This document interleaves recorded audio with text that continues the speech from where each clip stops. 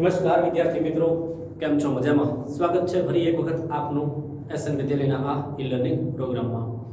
વિદ્યાર્થી મિત્રો, જૈવિક અણુઓ જે છે ચેપ્ટરની સફરમાં આપણે ત્યાં સુધી પહોંચી ગયા છીએ કે હવે જૈવિક અણુઓ જે છે એમાં જે બૃહદ અણુની આપણે વાત કરી કે પ્રોટીન છે, ન્યુક્લિક એસિડ જે છે, પોલિસેકેરાઇડ છે, બરોબર. તો અહીંયા કેવું છે કે લાંબી લાંબી શૃંખલા હોય. દાખલા તરીકે પ્રોટીનની વાત કરીએ તો પ્રોટીન છે એની અંદર એમિનો એસિડ જોડાઈને લાંબી શૃંખલા બનાવે તો એને આપણે પ્રોટીન કીધું. તો પ્રોટીન એક પોલીપેપ્ટાઇડ છે, પોલિમર અણુ છે, વિષમ પોલિમર. એ જ રીતે કાર્બોદિતની વાત કરીએ પોલિસેકેરાઇડ, તો શર્કરા જે છે, સરળ શર્કરા જે છે, મોનોસેકેરાઇડ છે, ઘણી બધી જોડે અને કહી શકાય કે ભાઈ પોલિસેકેરાઇડ બનાવે તો લાંબી શૃંખલા, બરોબર. ન્યુક્લિક એસિડ તો ન્યુક્લિયોટાઇડ જે છે એકમેક સાથે જોડાઈ અને લાંબી શૃંખલા બનાવે છે ન્યુક્લિયોટાઇડની, તો એને આપણે કહીએ ન્યુક્લિક એસિડ. તો મિત્રો, આ જે લાંબી શૃંખલા બને છે એમાં મોનોમરના એકમ એકમેક સાથે જોડાય છે. તે જોડે છે આ વચ્ચે શું થાય તો કે બંધ બને છે. તો બંધના પ્રકાર જે છે એના વિશે આજે આપણે ચર્ચા કરવાની છે. તો આજનું આપણું ટાઇટલ છે કે પોલિમર જે શૃંખલા છે એમાં મોનોમરને જોડતા બંધના પ્રકાર. શું છે? પોલિમર છે. તો પોલિમરમાં મોનોમર અણુ છે એને જોડતા બંધના પ્રકાર. તો જોઈએ કયા કયા બંધના પ્રકાર અહીંયા આપણે શીખવાના થાય છે, અભ્યાસમાં લેવાના થાય છે. તો અહીંયા વાત કરીએ પોલિમરમાં મોનોમરને જોડતા બંધના પ્રકારમાં, તો કોઈ પણ પોલિપેપ્ટાઇડ કે પ્રોટીનમાં, કોઈ પણ પોલિપેપ્ટાઇડ કે પ્રોટીનમાં એમિનો એસિડ્સ પેપ્ટાઇડ બંધ વડે જોડાયેલ હોય છે. એમિનો એસિડ જે છે પેપ્ટાઇડ બંધ છે એના દ્વારા જોડાયેલ હોય છે. એવું કહે છે ક્યાં તો કે પ્રોટીન અથવા પોલીપેપ્ટાઇડમાં. જે એક એમિનો એસિડના કાર્બોક્સિલ COO સમૂહ અને તેના પછીના બીજા એમિનો એસિડ જે છે એના એમિનો NH2 સમૂહ જે છે એની વચ્ચે પાણીના અણુના નીકળવાથી જોડાય છે.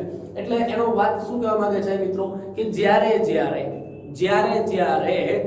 બે એમિનો એસિડ જોડાય ત્યારે એમાંથી પાણીનો અણુ દૂર થાય.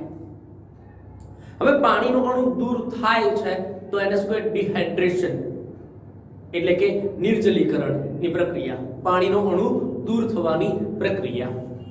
હવે કેવું છે કે આપણે વાત કરીએ છીએ એમિનો એસિડના જોડાવાની. તો એ શું કીધું છે કે આ પ્રક્રિયા છે એને શું કહેવાય? નિર્જલીકરણ તરીકે ઓળખવામાં આવે છે. અહીં વિચારો કે એમિનો એસિડ 1 છે અને એમિનો એસિડ 2 છે. તો સ્ટ્રક્ચર છે એના દ્વારા સમજવાનો પ્રયત્ન કરીએ તો અહીંયા શું થાય છે કે અહીંયા હું આ જે બંધારણ છે એમાં જુઓ તો આ એમિનો એસિડ છે એમાં એક બાજુ કાર્બોક્સિલિક જૂથ છે, બીજી બાજુ એમિનો જૂથ છે. બીજો એમિનો એસિડ છે એમાં પણ એક બાજુ એમિનો જૂથ છે, બીજી બાજુ કાર્બોક્સિલિક જૂથ છે. ખ્યાલ આવે છે? તો અહીંયા વિદ્યાર્થી મિત્રો, અહીંયા જે છે એ આખી પ્રક્રિયા છે એમાં શું કે પાણીનો અણુ દૂર થવો. તો એની સમજૂતી માટે આપણે આ NH2 છે એને જરાક આ રીતે લખીએ, સમજણ માટે સમજજો ત્યારથી કે એને આ રીતે પણ લખી શકાય. NH2 છે એમ કે એક હાઇડ્રોજન અહીંયા, એક હાઇડ્રોજન અહીંયા. અને આજે વાત કરીએ COOH, તો એમાં આ રીતે પણ લખી શકાય છે. એની જે બેલેન્સી છે એ પ્રમાણે કે COOH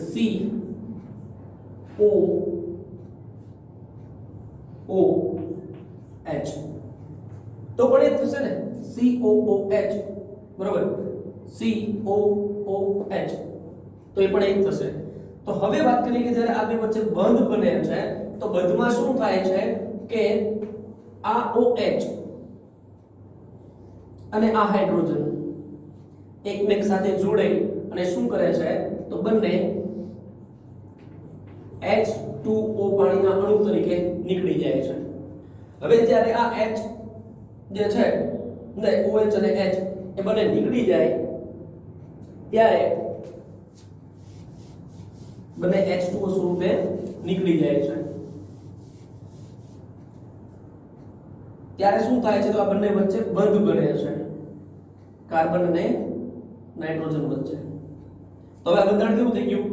NH2 એમિનો જૂથ, કાર્બન છે, R જૂથ છે, હાઇડ્રોજન છે, C double bond O N H વળી પાછું તો આ શૃંખલા. તો અહીંયા જે આ બંધ બને છે C અને N વચ્ચે એને શું કહેવાય છે?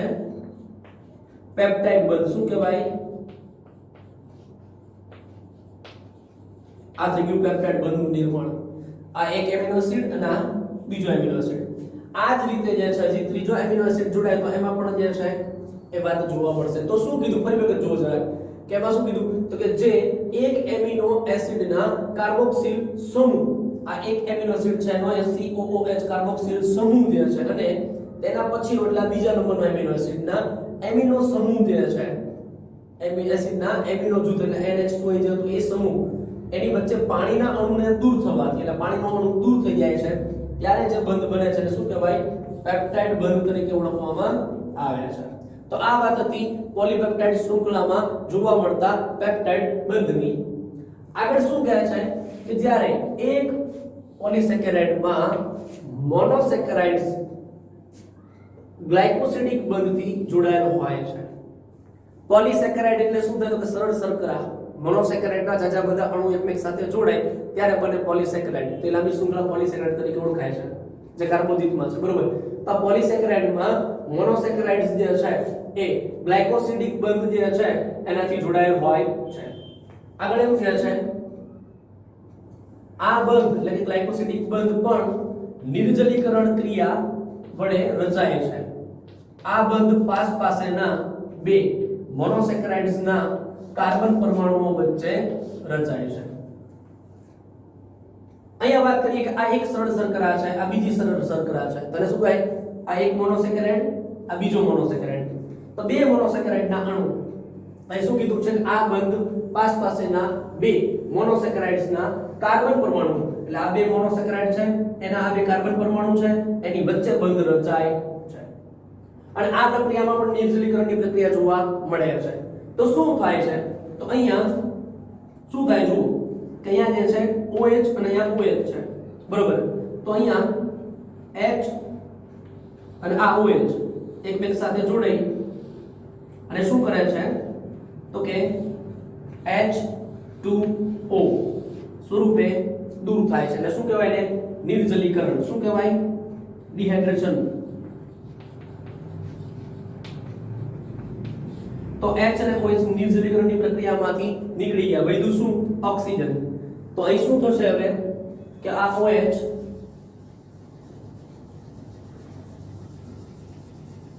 અને આ H નીકળી ગયા. તો ઓક્સિજન છે બે વચ્ચે આવી જશે. તો હવે શું થાય? પાસેના બે કાર્બન પરમાણુઓ પાસેના બે કાર્બન પરમાણુઓ જે છે એની વચ્ચે આ બંધ રચાય છે આ ઓક્સિજન.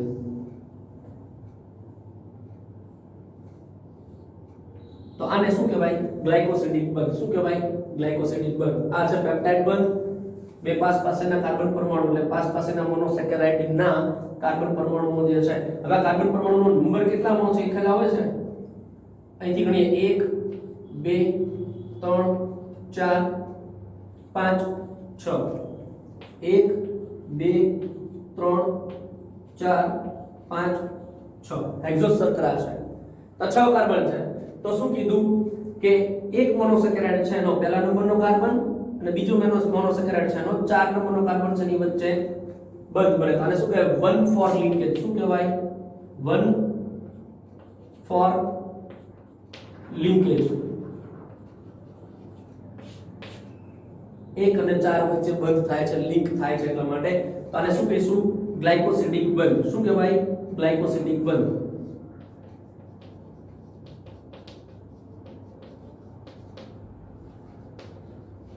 નિર્જલીકરણની પ્રક્રિયાથી પાણીનો અણુ દૂર થાય, બરાબર. તો આમ જે છે આ એક પ્રક્રિયા થઈ. હવે આવો નવો મોનોસેકેરાઇડ પાછો એક ક્રમિક બીજો હોય તો એક વળી પાછું શું થાય તો કે આ પહેલો કાર્બન છે એનો OH અને 4 નંબરનો કાર્બન આવશે એનો OH, એની વચ્ચે વળી પ્રક્રિયા થઈને H2O દૂર થાય, ઓક્સિજન વધે, બંધ રચાય છે, બરાબર. તો આ રીતે જે છે એ પાસેના મોનોસેકેરાઇડ જે છે એના કાર્બન પરમાણુ વચ્ચે નિર્જલીકરણની પ્રક્રિયા થઈને જે બંધ રચાય એને કહેવાય ગ્લાયકોસિડિક બંધ. અને આવા ગ્લાયકોસિડિક બંધના નિર્માણને કારણે હવે આ જે છે મોનોસેકેરાઇડ હતું, આ પણ મોનોસેકેરાઇડ હતું પણ બંધ બની ગયું એટલે બે જોડાઈ ગયા એટલા માટે બની જાય ડાયસેકેરાઇડ. હવે એ જ રીતે એક હજી ઉમેરાય તો બને ટ્રાયસેકેરાઇડ. તો પછી શું કરવું પડે? તો ધીમે ધીમે ધીમે આગળ વધતું જાય પ્રક્રિયા તો બની જશે પોલીસેકેરાઇડ. જે ઉપર જ કીધું છે પોલીસેકેરાઇડમાં મોનોસેકેરાઇડ્સ જે છે શું થાય? ગ્લાયકોસિડિક બંધથી જોડાય છે. તો આ બંધથી એકને એક જોડાય છે પણ એમાં ગતિ શું? નિર્જલીકરણની પ્રક્રિયા જે છે જવાબદાર છે. ખ્યાલ આવે છે? આગળ વાત કરીએ તો ન્યુક્લિક એસિડમાં એક ન્યુક્લિયોટાઇડના એક શર્કરાના 3' અથવા તો 3 નંબરનો કાર્બન છે, બરોબર? તો 3 કાર્બન જે છે અને તેના પછીની ન્યુક્લિયોટાઇડ જે છે એની શર્કરાના 5 નંબરનો કાર્બન છે એના ફોસ્ફેટ સમૂહ વચ્ચે રચાય છે. શું કીધું ફરી વખત? ન્યુક્લિક એસિડમાં એક ન્યુક્લિયોટાઇડના એક શર્કરાના 3 નંબરનો કાર્બન. હવે તમે જુઓ કે આ એક શર્કરાના 2 શર્કરા, બરોબર? આ રીતે તમે જોવા જાવ તો એક શર્કરા છે એમાં કાર્બન જે છે એના નંબર આપણે આપીએ તો આ 1 નંબર 2 3 4 આ 5. અહીં આપણે આપીએ તો 1 નંબર 2 3 4 5. તો હવે ધ્યાનથી જુઓ કે શું કીધું છે કે એક શર્કરાના એટલે કે આ ન્યુક્લિયોટાઇડ છે. કેવી રીતે ન્યુક્લિયોટાઇડ? તો આ છે શર્કરા, અહીં S કરું છું શર્કરા માટે, આ S છે શર્કરા, પેન્ટોસ શર્કરા, બરોબર? અહીં OH એટલા માટે આ કેવી છે? રિબોઝ શર્કરા છે અને O નો હોત તો ડીઓક્સીરિબોઝ થાત. તો અહીંયા આ શર્કરા છે, આ ઉપર તરફ છે શું છે? Nitrogen base. એડેનિન પણ હોઈ શકે, ગ્વાનિન પણ હોઈ શકે, સાઇટોસિલ પણ હોઈ શકે અને યુરાસિલ પણ હોઈ શકે છે, થાઇમિન પણ હોઈ શકે, બરોબર? વોટસેવર પણ આપણે લઈએ છીએ કોમન નાઇટ્રોજન બેઝ, બરોબર? તો જ્યારે નાઇટ્રોજન બેઝ શર્કરા અને આ છે ફોસ્ફેટ. શું છે? ફોસ્ફેટ. તો ત્રણેય જોડાય તો શું બની જાય? ન્યુક્લિયોટાઇડ, બરોબર? તો અહીંયા આ એક ન્યુક્લિયોટાઇડ છે, આ બીજો ન્યુક્લિયોટાઇડ છે. તો એક ન્યુક્લિયોટાઇડ છે, શું કીધું ફરી વખત? એક શર્કરાના એટલે કે ન્યુક્લિયોટાઇડની એક શર્કરા, આ જે ન્યુક્લિયોટાઇડ છે આખું એની આ શર્કરા છે એના 3 નંબરના કાર્બન, આ 3 નંબર છે એનો કાર્બન એટલે આને આપણે ફોકસ કરવાનું છે, બરોબર? તો 3 નંબરનો કાર્બન આ થશે. તો 3 નંબરનો કાર્બન આ અને તેના પછીના ન્યુક્લિયોટાઇડ છે એના પછી આ ન્યુક્લિયોટાઇડ આવે તો તેના પછીની ન્યુક્લિયોટાઇડ જે છે એના એની જે શર્કરા છે એનો 5 નંબરનો કાર્બન. તો 5 નંબરનો કાર્બન આ આવશે, આ 5 નંબર એટલે અહીં આપણે લખી દઈએ 3 નંબરનો કાર્બન અને આથી જશે આપણે 5 નંબરનો કાર્બન. એક શર્કરાનો 3 નંબરનો કાર્બન, એક શર્કરાનો 5 નંબરનો કાર્બન. ખ્યાલ આવે છે? એની કાર્બનના ફોસ્ફેટ સમૂહ વચ્ચે રચાય છે. એટલે આ કાર્બન સાથે શું છે? ફોસ્ફેટ સમૂહ. અહીંયા પણ આ 5 નંબર સાથે ફોસ્ફેટ સમૂહ. તો એનો મતલબ કે આ 3 નંબરનો કાર્બન અને 5 નંબરના કાર્બનનો આ ફોસ્ફેટ છે એની વચ્ચે બંધ રચાય છે. આ બે વચ્ચે બંધ રચાવવાની વાત કરે છે. ખ્યાલ આવે છે? હવે એ બંધ જે છે કેવી રીતે રચાય છે જરાક જુઓ. તો અહીંયા પણ શું થાય છે કે અહીંયા આ OH અને અહીંયા પણ શું છે? OH. આ OH અને OH જે છે એમાંથી શું થશે તો કે H2O પાણીનો અણુ દૂર થાય તો એક જ ઓક્સિજન વધશે ત્યાં, બરોબર? તો શું થાય તો કે H2O એટલે કે ત્યાં પણ શું જોવા મળે છે? નિર્જલીકરણની પ્રક્રિયા. શું થાય? નિર્જલીકરણની પ્રક્રિયા. અને આ નિર્જલીકરણની પ્રક્રિયાને કારણે હવે શું થશે? 3 નંબરનો કાર્બન, જોજો ધ્યાનથી, 3 નંબરનો કાર્બન છે, આ 3 નંબરનો કાર્બન અને આ 5 નંબરનો ફોસ્ફેટ, આ બે વચ્ચે બંધ બને અને એની વચ્ચે શું આવી જશે? ઓક્સિજન. કે એકડે H2O નીકળે છે તો OH હતું બે બાજુ એટલે એક ઓક્સિજન વધશે તો ઓક્સિજન છે જોડી જાય એટલે ફોસ્ફેટ અને 3 નંબરનો કાર્બન એની વચ્ચે બંધ. તો આ પ્રકારનો બંધ છે ને શું કહેવાય છે?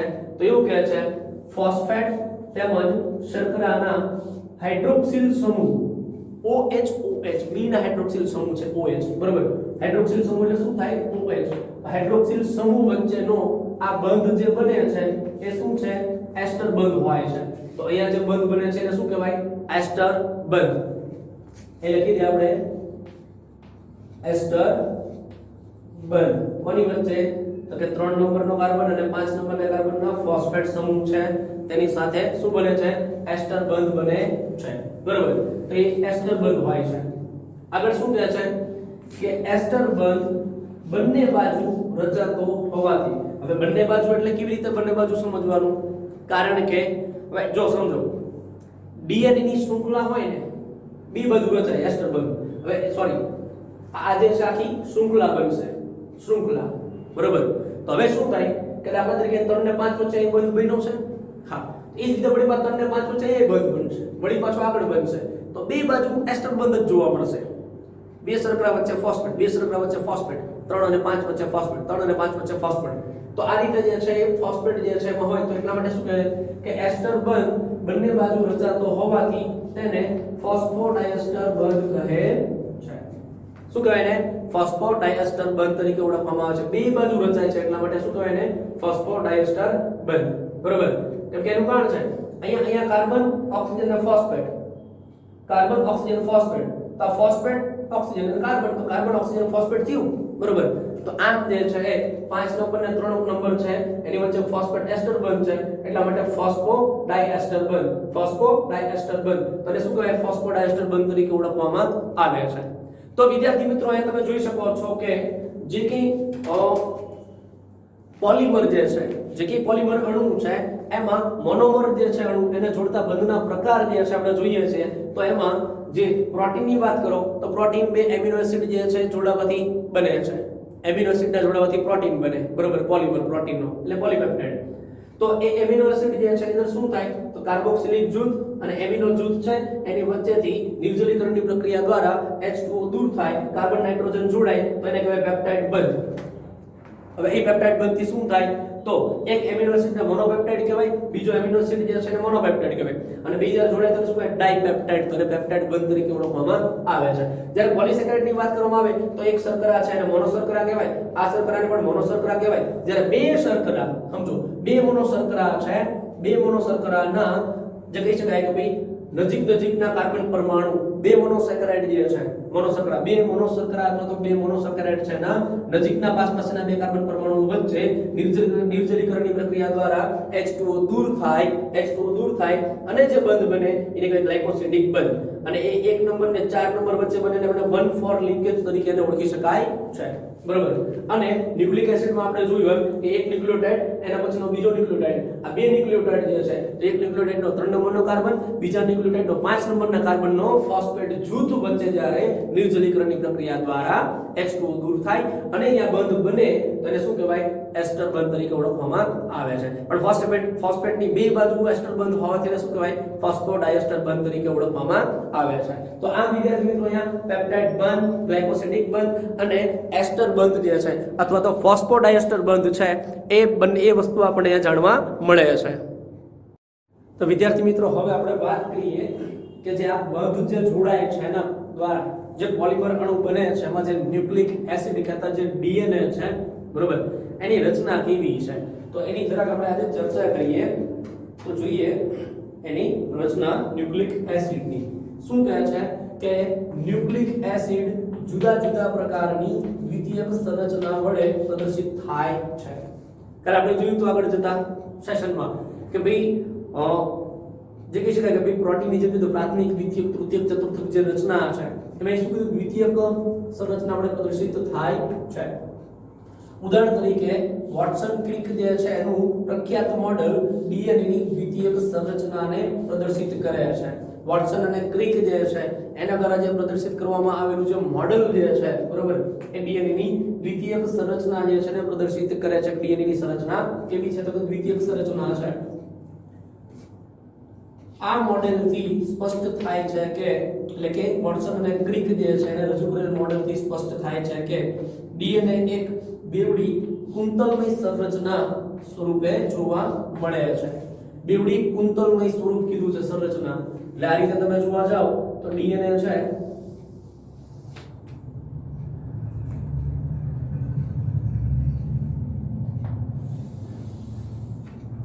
બેવડી કુંતલમય સ્વરૂપ જે સંરચના છે બરાબર એના દ્વારા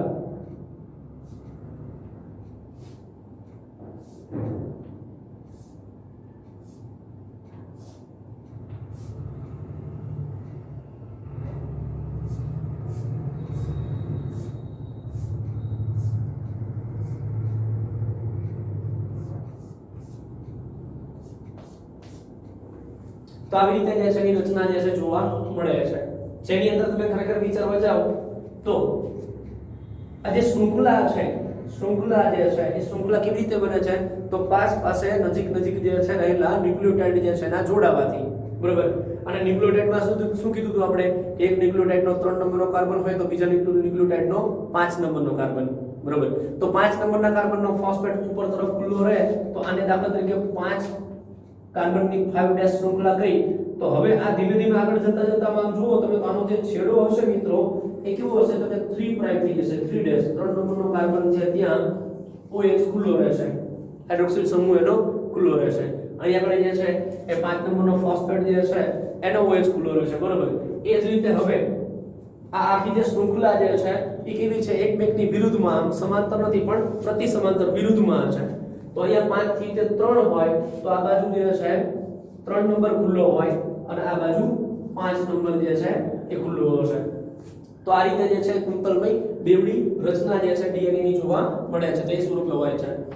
પોલીન્યુક્લિયોટાઇડ જે છે એની બંને શૃંખલા, બે શૃંખલા એકબીજાને પ્રતિ સમાંતર હોય છે, એકબીજાની વિરુદ્ધમાં હોય છે. આમ સમાંતર નહીં પણ પ્રતિ સમાંતર, બરોબર. અહીંથી 5 થી 3 હોય તો 5 થી 3, બરોબર. એકબીજાની વિરુદ્ધમાં પ્રતિ સમાંતર છે, બરોબર.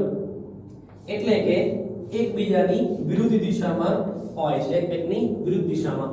લાઈન જે છે 5 થી 3 આ રીતે છે તો અહીંયા 5 થી 3 નીચેથી શરૂ થશે, તો એકબીજાની વિરુદ્ધ દિશામાં છે, બરોબર.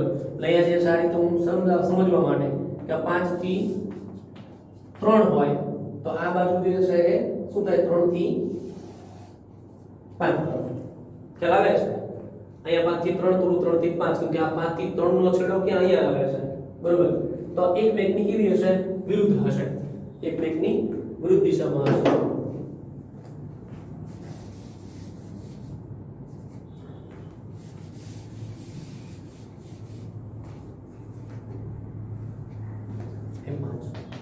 આ રીતે સમજી 5 થી 3 તો આ બાજુ જે છે 3 થી 5 થી આવશે, 5 થી 3 તો એકમેકની વિરુદ્ધમાં હોય એટલે પ્રતિ સમાંતર છે, એકમેકની વિરુદ્ધ હોય છે. તેની મુખ્ય ધરી શર્કરા ફોસ્ફેટ શર્કરા જે છે શૃંખલાથી બનેલ હોય છે. મુખ્ય ધરી જેની જે બને છે શેનાથી બને છે શર્કરા ફોસ્ફેટ શર્કરા. હવે આવું શા માટે કીધું શર્કરા ફોસ્ફેટ શર્કરા? કારણ કે આગળ જે છે આપણે એનું બંધારણ જે જોયું, બરોબર. તો એ જે બંધારણ જે છે ન્યુક્લિક એસિડ જે છે એની વચ્ચે જે બંધ બને છે ફોસ્ફોડાયસ્ટર બંધ, બરોબર. એમાં તમે જુઓ ને તમારી રચના શું હતી તમે આપણે આવું જોયું અત્યારે તો કે આ જે શર્કરા હોય, શર્કરા છે એની અંદર તરફ અહીં શું હશે તો કે નાઇટ્રોજન બેઝ. તો નાઇટ્રોજન બેઝ તરીકે આપણે લઈએ કે ભાઈ ચલો એડીનો સાઇન છે નાઇટ્રોજન બેઝ, બરોબર. તો અહીંયા શું આવશે ફોસ્ફેટ શર્કરા, ખ્યાલ આવે છે. અહીં ફોસ્ફેટ શર્કરા થઈ ગઈ, બરોબર.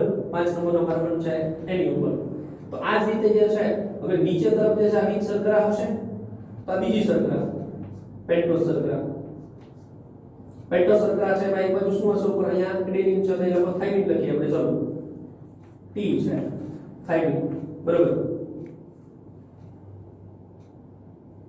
T નથી લખવું, G છે ધ્વનિ G. અને અહીંયા તરફ જે છે વળી પાછું શું આવશે ફોસ્ફેટ. તો આ જે ફોસ્ફેટ છે વિદ્યાર્થી મિત્રો, આ જે ફોસ્ફેટ જે છે એ એક તરફ 5 નંબરનો કાર્બન સાથે જોડાય, એક તરફ 3 નંબરના કાર્બન સાથે જોડાય. તો હવે તમે વિચારો કે અહીંયા જે 5 નંબરનો કાર્બન સાથેનો જે ફોસ્ફેટ જે છે 5 નંબર સાથેનો ફોસ્ફેટ એ ખુલ્લો રહેશે. તો અહીંયા આપણે ખુલ્લું ક્યુ બાબત તો 5, તો નીચે તરફ જોવા જાવ તો 3' OH રહે, બરોબર. હવે એ જ રીતે તો આ શું થઈ ગયું શર્કરા, શર્કરા તો શર્કરા ફોસ્ફેટ શર્કરા, શર્કરા ફોસ્ફેટ વળી પાછી શર્કરા. તો શર્કરા ફોસ્ફેટ શર્કરા જે છે એ શૃંખલાથી બનેલ હોય છે, બરોબર. આગળ વાત કરે છે નાઇટ્રોજન બેઝ. નાઇટ્રોજન બેઝ ઓછા વત્તા અંશે મુખ્ય ભાગને લંબ અક્ષે પણ અંદરની તરફ એક શૃંખલાના A અને G બેઝ, બીજી શૃંખલાના T અને C બેઝ જે છે એની સાથે પૂરક જોડીઓ બનાવે છે. હવે એનો મતલબ શું સમજવાનો કે નાઇટ્રોજન બેઝ જે છે, હવે આ વસ્તુ તો ફાઇનલ થઈ ગઈ શર્કરા ફોસ્ફેટ શર્કરા, શર્કરા ફોસ્ફેટ શર્કરા. તો એમ આપણે શર્કરા ફોસ્ફેટ શર્કરાની શૃંખલા જે છે સામે બે એકમેકની વિરુદ્ધમાં હોય, બરોબર. કે 5 નંબરનો ફોસ્ફેટ છૂટો છે તો સામે એની વિરુદ્ધમાં હશે, ઊંધી હશે આખી શૃંખલા જે છે, આ શૃંખલા જે છે આ બાજુ આમ ઊંધી હશે, બરોબર. તો શું કીધું, નાઇટ્રોજન બેઝ જે છે આ જે A અને G છે, બરોબર, દાખલા તરીકે કીધું A અને G, તો નાઇટ્રોજન બેઝ જે છે એની વાત કરે તો કે નાઇટ્રોજન બેઝ ઓછા વત્તા અંશે મુખ્ય ભાગને લંબ અક્ષે, એટલે આ મુખ્ય ભાગ થયો, તો મુખ્ય ભાગને લંબ અક્ષે આમ થશે, આ મુખ્ય ભાગને લંબ અક્ષે આ રીતે, બરોબર. પણ અંદરની તરફ એક શૃંખલાના A અને T, એટલે દાખલા તરીકે અહીંયા હું સમજૂતી આપું કે આ શૃંખલા છે તો એ શૃંખલામાં અહીંયા A અને અહીંયા T, A અને T, બરોબર. વ્યવસ્થિત ખ્યાલ આવે એટલા માટે થોડું મને રફ કરી દઈએ.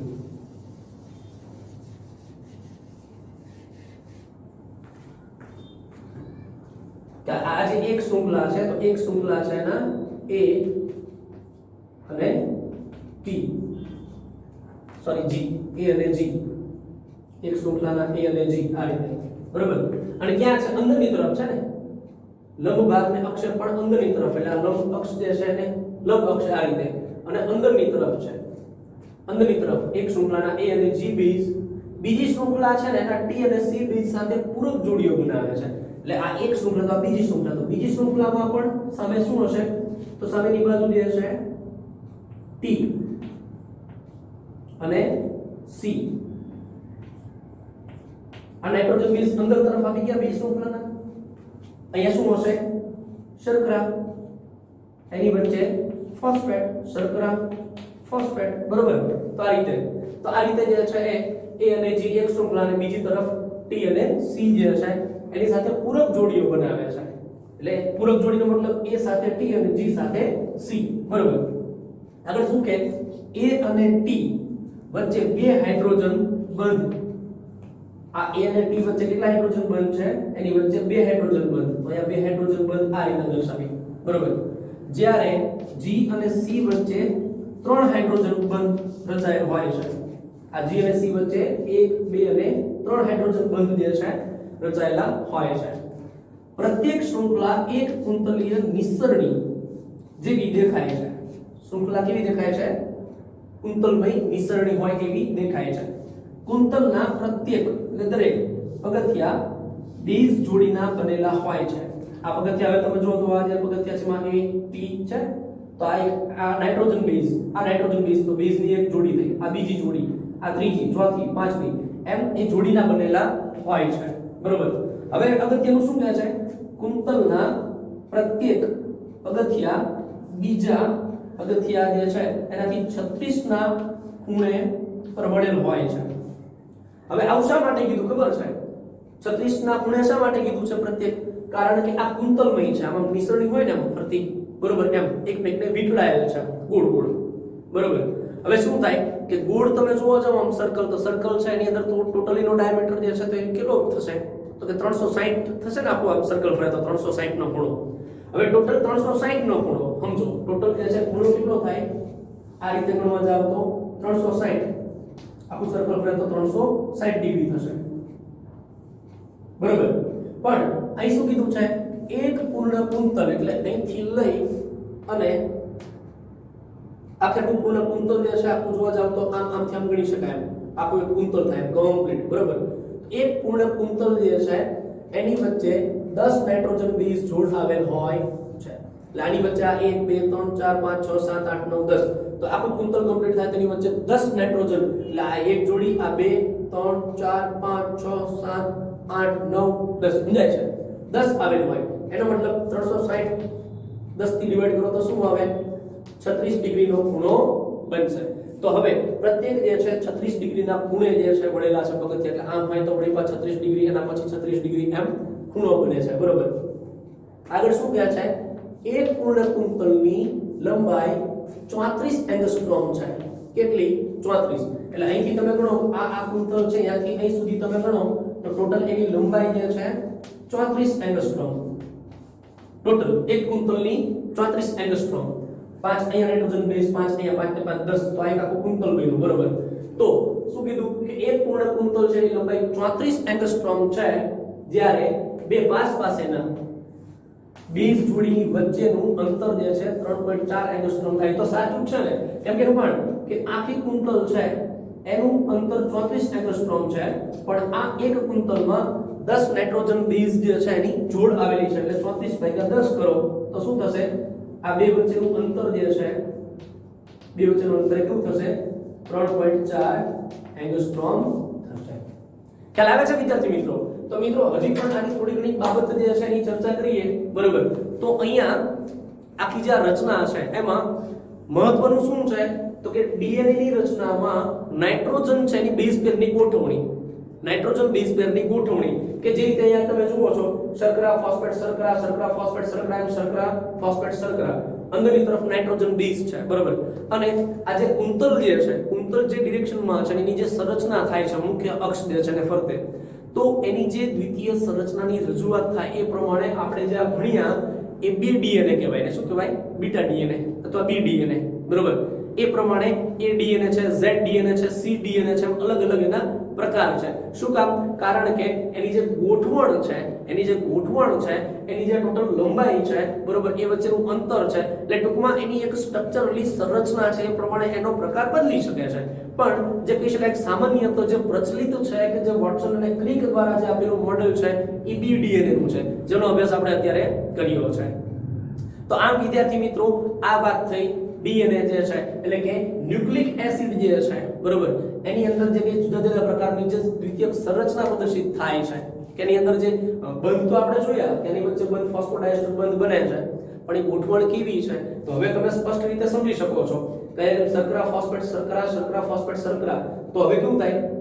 અહીંયા નાઇટ્રોજન બેઝ અંદર, અહીં નાઇટ્રોજન બેઝ અંદર, તો આ જ વસ્તુ અહીંયા ઊંધી આવશે, ઊંધી, સમજાય છે?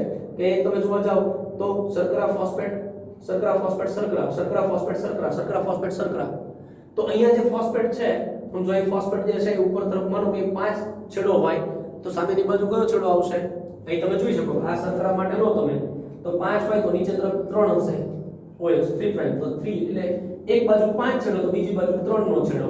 હવે આ એક શૃંખલા બની, આવી બીજી શૃંખલા બને એ હવે ઊંધી ગોઠવાય, એટલે એનો મતલબ કે અહીંયા 5 નો છેડો હોય તો ઓલી બાજુ 3 નો છેડો હોય, તો અહીંયા ઊંધી ગોઠવણ થશે. તો આ રીતે વિદ્યાર્થી મિત્રો ડીએનએ છે, ન્યુક્લિક એસિડ છે, એની સંરચના છે એને વ્યવસ્થિત સમજી શકાય છે.